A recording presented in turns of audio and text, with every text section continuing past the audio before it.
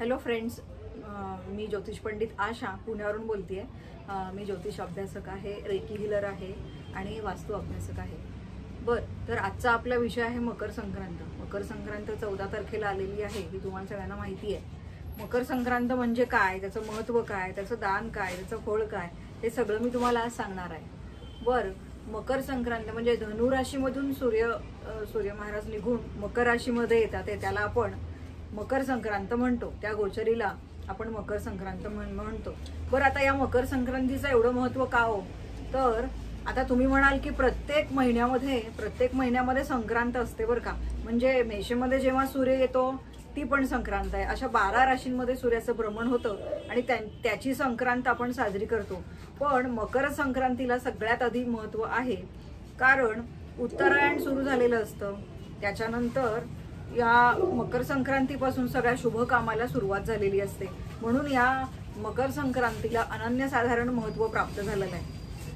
आता आपलं शास्त्रामध्ये आपल्याला सांगितलेलं आहे की मकर संक्रांतीला दान धर्म पुण्य, त्याच्यानंतर पवित्र नद्यांच्या ठिकाणी जाऊन स्नान करणं याला खूप महत्त्व आहे, असे आपले ऋषीमुनी आणि आपलं शास्त्र सांगतं की या दिवसामध्ये दान देण्याला महत्त्व आहे, स्नानाला महत्त्व आहे, तप करण्याला महत्त्व आहे, तर्पणाला महत्त्व आहे। आणि पवित्र नद्या म्हणजे तुम्ही गंगेच्या किनारी जाऊन स्नान करू शकताय, तिथे दान तर्पण सगळं काही करू शकताय।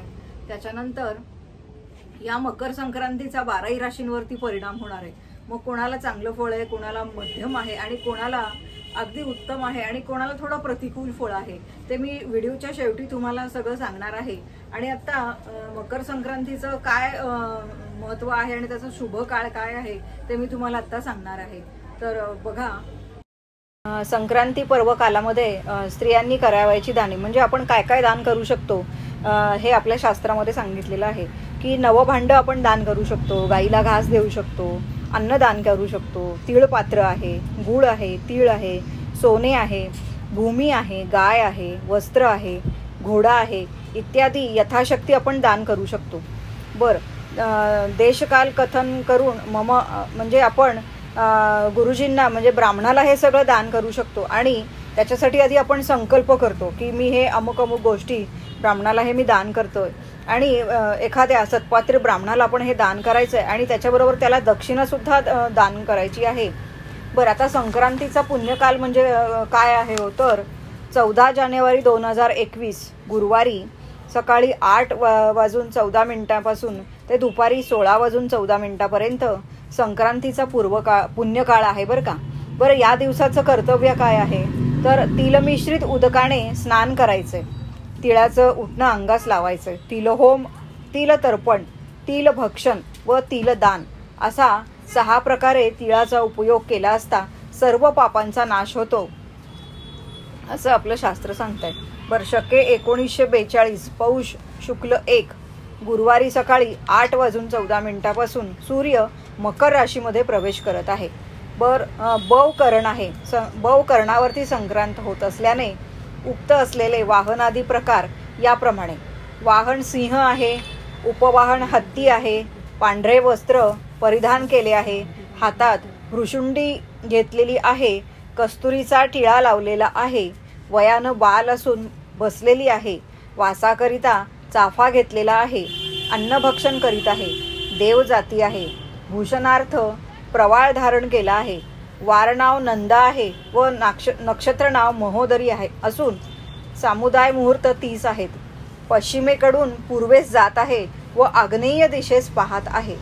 संक्रांतीच्या या पर्वकाळात दात घासणे, कठोर बोलणे, वृक्ष गवत तोडणे, गाई म्हशींची धार काढणे व कामविषय सेवन करणे ही कामे करू नयेत, असं आपलं शास्त्र सांगतंय।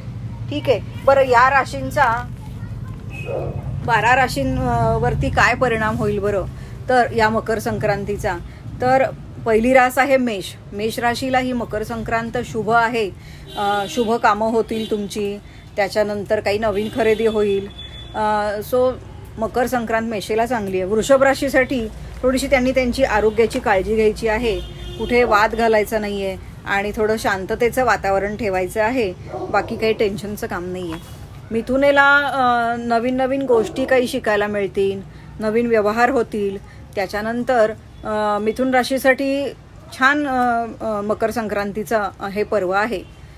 चौथी रास आहे कर्क. कर्क राशीला धनलाभ होणार आहे, घरामध्ये आनंदी वातावरण राहणार आहे आणि जोडीदाराबरोबर अगदी म्हणजे खेळीमेळीचं वातावरण राहणार आहे आणि छान आहे कर्क राशीसाठी. त्याच्यानंतर सिंह रास. सिंह राशीला उत्तम काळ आहे, आईवडिलांची काळजी घ्यायची आहे. त्याच्यानंतर नवीन काही खरेदी होऊ शकते सिंह राशीची, असं सगळं आहे. त्याच्यानंतर आहे कन्या रास. कन्या राशीला मात्र थोडंसं प्रतिकूल फळ दिसत आहे. आरोग्याची काळजी घ्यायची आहे. दुसरी गोष्ट, कोणी नवीन ओळखीचं असेल त्याच्यावरती लगेच आपल्याला विश्वास ठेवायचा नाही आहे. नवीन व्यक्तीबरोबर काही व्यवहार करायला जायचं नाही आहे. हे कन्या राशीचं फळ आहे. तूळ राशीला मात्र मस्तच आहे. व्यवसायामध्ये लाभ होणार आहे, नोकरीमध्ये लाभ होणार आहे, प्रमोशन होण्याची शक्यता आहे, सासरवाडीकडून लाभ होणार आहे. सगळीकडून लाभाचं प्रमाण तूळ राशीसाठी अतिशय उत्तम आहे. त्याच्यानंतरची रास आहे वृश्चिक रास. वृश्चिक राशीसाठी सुद्धा अतिशय सुंदर फळ मकर राशीचं दिलेलं आहे. मनाप्रमाणे घटना घडणार आहेत.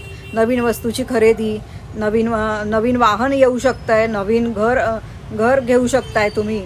हे सगळं उत्तम वृश्चिक राशीसाठी आलेलं आहे. धनुराशीसाठी सुद्धा चांगलं फळ आहे. घरामध्ये आनंदी वातावरण राहणार आहे. त्याच्यानंतर आरोग्य उत्तम राहणार आहे. नवीन काही खरेदी होऊ शकते धनुराशीसाठी. 10वी रास आहे मकर. मकर राशीमध्ये स्वतःचंच म्हणजे सूर्याचं भ्रमण होतं आहे. मकर राशीनी सुद्धा स्वतःची थोडीशी काळजी घ्यायची आहे. बोलण्यावर नियंत्रण ठेवायचं आहे आणि तसं बऱ्यापैकी मकर राशीला हे भ्रमण जाणार आहे. त्याच्यानंतर कुंभ राशीसाठी सुद्धा चांगलं आहे. लग्नाचा योग येऊ शकतोय.